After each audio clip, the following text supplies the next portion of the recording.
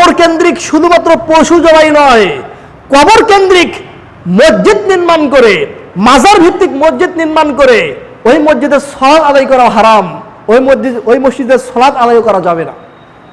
বুঝতে পারছেন? বাংলাদেশের নামকরা যত মাজার রয়েছে প্রত্যেকটা মাজারই আপনি মসজিদ পাবেন, মাজারের সাথে লাগানো মসজিদ, কিংবা মসজিদের মধ্যে মাজার, কিংবা মসজিদের বারান্দায় মাজার আপনি পাবেন।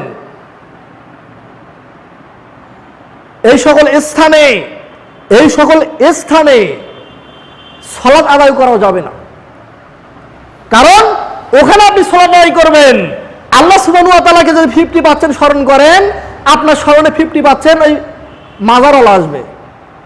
বুঝতে পারছেন? আর সালাত কার জন্য? আল্লাহর জন্য। সুতরাং আপনার যদি ওখানে উদ্দেশ্য হয় যে সালাত আদায় করার মাধ্যমে আমি পীরকেও সন্তুষ্ট করব, মাজারওয়ালা যেন সন্তুষ্ট হয়, কিংবা আপনি বাড়িতে নিয়ত করে গেছেন যে অমুক পীরের মাজারে গিয়ে আজকে সালাত আদায় করবো 2 রাকাত, অমুক পীরের মাজারের মসজিদে গিয়ে সালাত আদায় করব, আপনি ওখানে গিয়ে যে সালাত আদায় করেন, এ সালাত আদায় হারাম, এ সালাত আল্লাহ সুবহানাহু ওয়া তাআলা কবুল করবেন না। সম্মানিত উপস্থিতি, পীরদেরকে কেন্দ্র করে, পীরের মাজারকে কেন্দ্র করে অনেক সময় বিভিন্ন ধরনের উৎসব পালন হয়, মেলা হয় কি না? মেলা হয়। আপনারা জানেন কি না, আমাদের পলাশবাড়ি থেকে সাদুল্লাপুর থানার মধ্যে ধাবের হাট নামক একটা জায়গা আছে, ধাবের হাটে পীরের হাটের মেলা হয়, বিখ্যাত মেলা, পীরের হাট।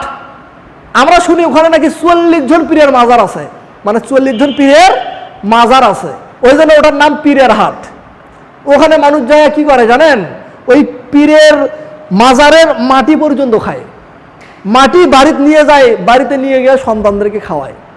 ওখানে ডিগি আছে, পুকুর, বড় একটা পুকুর আছে, ওখানে যায় মানে পুকুরের মধ্যে কুকুর নামে পানি খাচ্ছে, নোংরা পানি, সেখানে নামে আবার পানি খায় সমানে, আবার বোতল ভরে পানি নিয়ে বাড়িতে যায়। আপনাদের এলাকায় এগুলো হয় কিনা জানি না, কিন্তু দেখেন এই মাজারকে কেন্দ্র করে মাজারের মাটি, মাজারের গাছের পাতা, মাজার সংলগ্ন যা কিছু থাকবে তার কোনো কিছু যদি আপনি ব্যবহার করেন, খান, এরা শিরিক হবে।